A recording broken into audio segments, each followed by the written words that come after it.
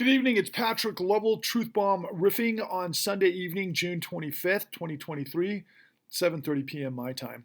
And I don't know about you, but in my neck of the woods, it was an absolutely glorious day. And it seems like different. It seems more alive. It seems that we might be officially like way beyond COVID and back to normal in a sense, I guess, or is that an illusion? Look, in the city that I live, the streets were alive and a lot of energy, a lot of sunshine, a lot of people doing a lot of different things. And it just was refreshing, but also very intriguing in terms of kind of the construct of everything that is that I'm experiencing in my real life and trying to convey and connect and paint the picture of what is for most of us so that we can do what is necessary to change things for the better. And while I was downtown in the city that I live, which is a brand new city, it feels like a shining, glittering city. It feels like this incredibly new, in fact, the newest city, maybe one of the newest places in the entire country. And I know because I've traveled a lot over the last many years. And, I always noticed when I came back home that there was always a lot of construction, but a lot of it's coming to sort of a conclusion. And I don't know about that. There's still a lot of construction, but there just seems to be so much new everywhere I look. And that's very intriguing by way of everything that I've been revealing to you for some time. And I'll, hopefully be able to frame what appears to be a significant conundrum, but it undergirds everything that it is that this movement is all about. So while I was downtown, I was at the gym. I happened to just look out of the corner of my eye. I happened to catch, broadcast on CNN, and there was Donald Trump, and the caption said underneath, of course, that they're indicting me for you, as if I'm dying for your sin. Yeah, if anybody buys Donald Trump as a savior or godlike in any way, shape, or form, you've got to be absolutely insane. Not only is the guy flawed, but he's a criminal in every direction and dimension and just a disgusting human being in so many ways. And I think to myself, like, growing up in the 80s, for example, you always saw these holy rollers and these pastors and these guys handing around, the 10 cup for the donations. And then 20 years later, you see these mega churches and these mega pastors flying around on private jets. And I'm reminded of the righteous gemstones, and it's a business, right? And you kind of just laugh at it, and in my personal way, I'm like to each their own. You want to go to a mega church on Sunday, I look at you like many of you guys look at people that are trans. I'm like, I don't really want to have anything to do with you, but at the same time, I tolerate you. And of course, so many people on the far right have no tolerance. They want everybody to conform to their insanity. And I'm reminded of also Carrie Lake, who on her Twitter page proclaims follower of Christ. And then, of course, she's got her hands, or I should probably say that Donald Trump has a leash around her or some really funky grab him by the you-know-what. And it's just like, it's so stupid. It's just unbelievably unreal that millions of people buy into this. And, apparently they don't have the slightest understanding of the religion that they profess, let alone, the doctrine of, Jesus, particularly as it relates to the poor and the downtrodden. And, I don't know. I mean, we've all seen this argument take place, and maybe the memes of the irony and the hypocrisy, they land pretty well, but it doesn't seem to penetrate the millions of people that go down that path. And it's scary if it gets to a point of like, okay, literally the cult of personality with Donald Trump, considering what a buffoon and a traitor and a liar he is. I mean, honestly, going into the 2024 election cycle, get everything that's going on. I don't know what's going to happen, but I'll tie it to what I was looking at today in terms of my backyard. So there are these beautiful buildings everywhere and these brand new restaurants popping up online and really great retail shops and magnificent outdoor, sort of capacity. In fact, I'd say that, this city is on par with, different growth cycles that I've experienced at different times in my life, like Dallas and Houston in the 80s, and a lot of that was attributed to the S&L crisis. But then Phoenix, of course, in the early 2000s, maybe mid 2000s, before the great financial crisis, was booming, and of course, so was Vegas. And then both of them just completely tanked. I mean, nosedived, face first, plowed, 6 feet under after the result of the great financial crisis. But then, of course, in a lot of ways, popped after, let's call it circa 2016ish, after a number of years of Fed infusions and quantitative easing, and which is what I'm revealing to you, which is the consequence and the way we reconfigured things after the global massive meltdown of 2008. That was a complete frickin' racketeering enterprise with tens of millions of felonies run by CEOs that were basically the dons of racketeering enterprises that blew up the global economy, all of which were prosecutable offenses in every which way to Sunday, particularly under the Racketeering Influence Corrupt Organization Act, which is basically mob sort of laws to get rid of organized crime, but that's what this was. But of course, that didn't happen. The CEOs ended up being involved with civil settlements to the tune of about $250 billion. But of course, as I've been mentioning to you, and I am the only one that has been positioning this and revealing it and giving you all of the details of what led to and created $29 trillion in emergency relief from the Federal Reserve illegally to the bankrupt financial system that had gotten their way from racketeering.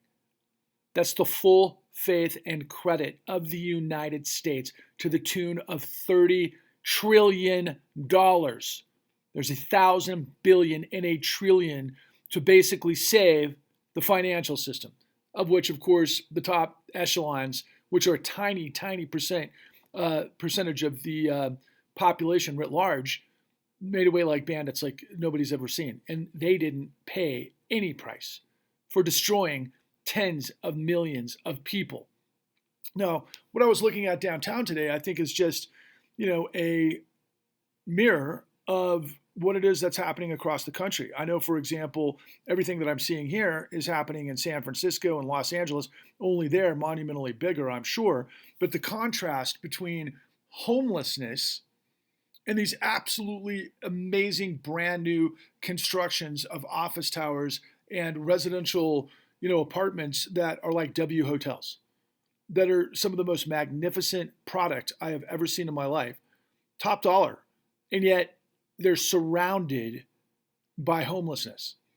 And it's incredible because you look at the statistics and the numbers of the amount of vacancy in commercial real estate around the country, particularly all of the big city centers, which all are experiencing massive, massive occupancy rates in Chicago and New York and Los Angeles and Dallas and Houston.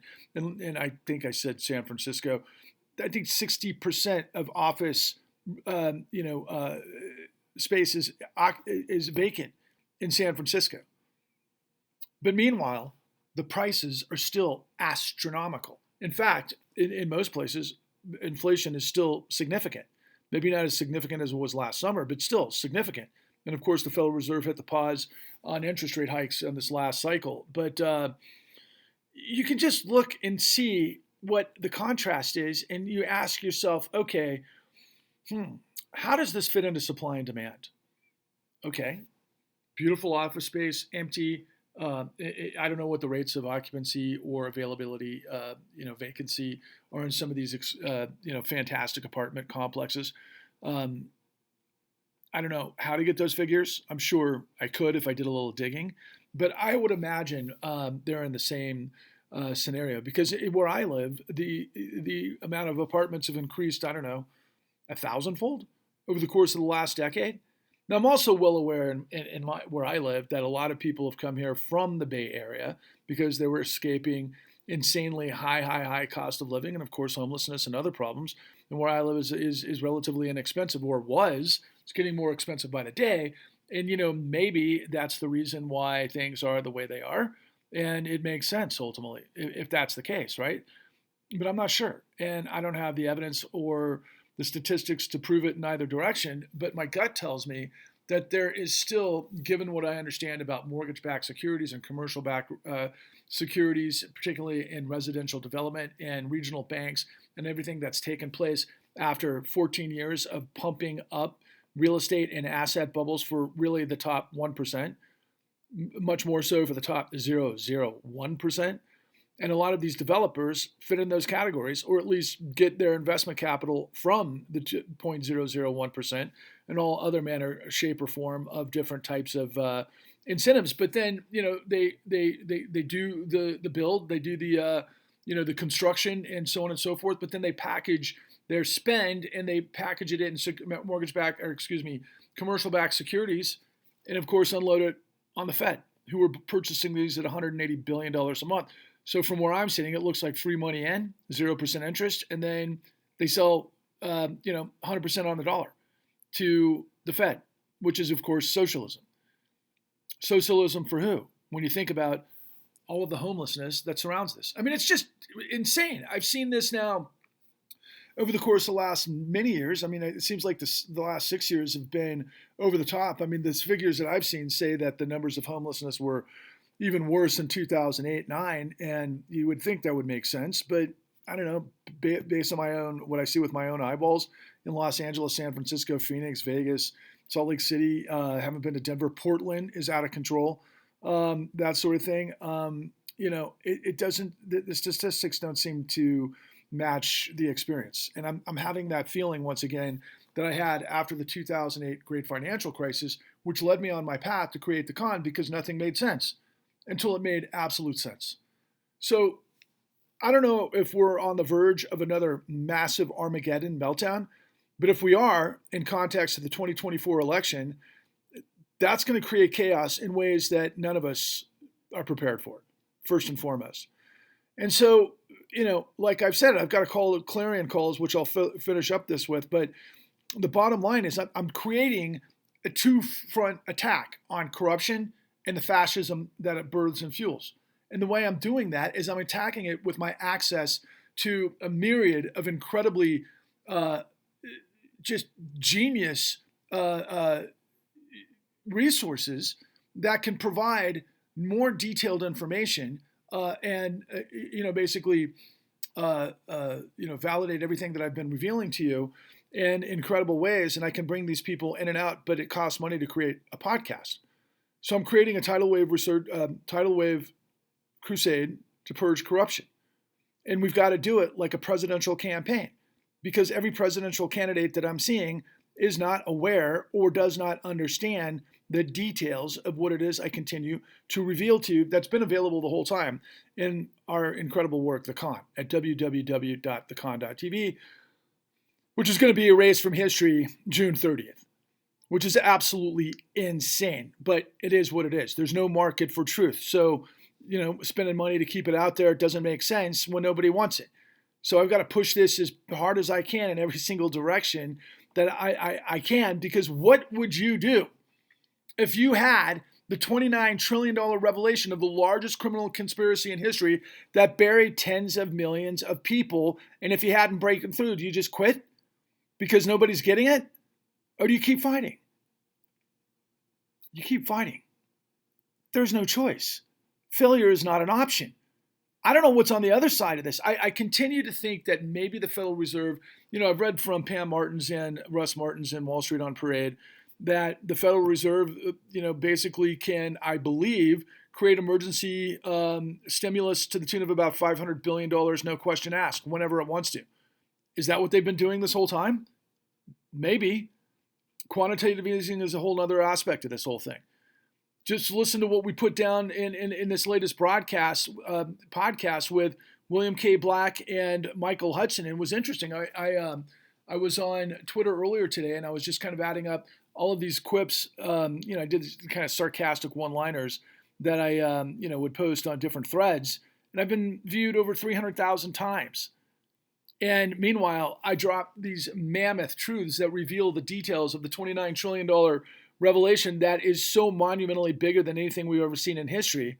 And then ultimately, of course, continued in 2019 throughout COVID and whatever happens next. I mean, I'm pretty certain we're north of $70 trillion to the system, which again would make sense.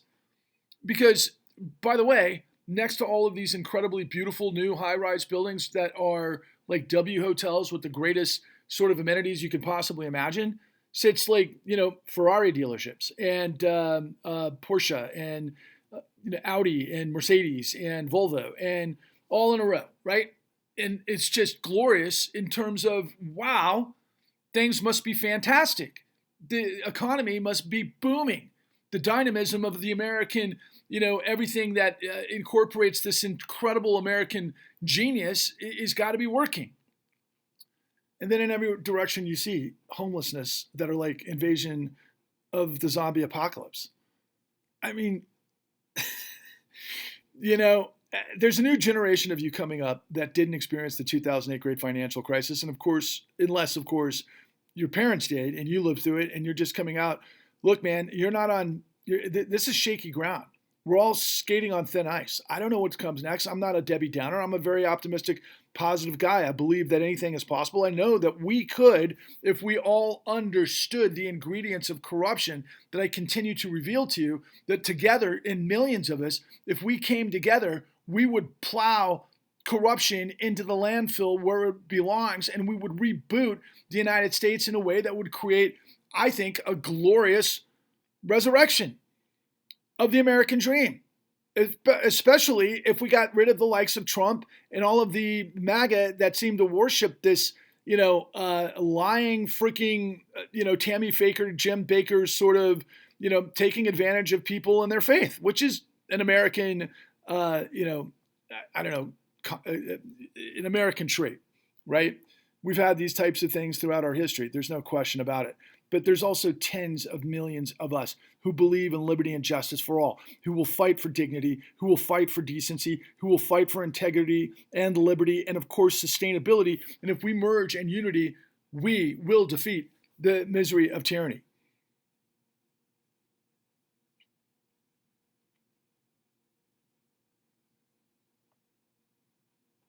Yeah, we've got to do it. There's no ands or buts about it. So please consider investing $13 into this crusade to purge corruption. And if you are just seeing me for the first time, I encourage you to check everything out that we've laid out there on Patrick Level Truth Bombs The Con, as well as on TikTok. And then more importantly, if you can still get it, www.thecon.tv, and also the new Untouchables on the Real Progressives, all available on Google. So thank you for listening. Failure is not an option. Rise, roar, revolt, onwards and upwards.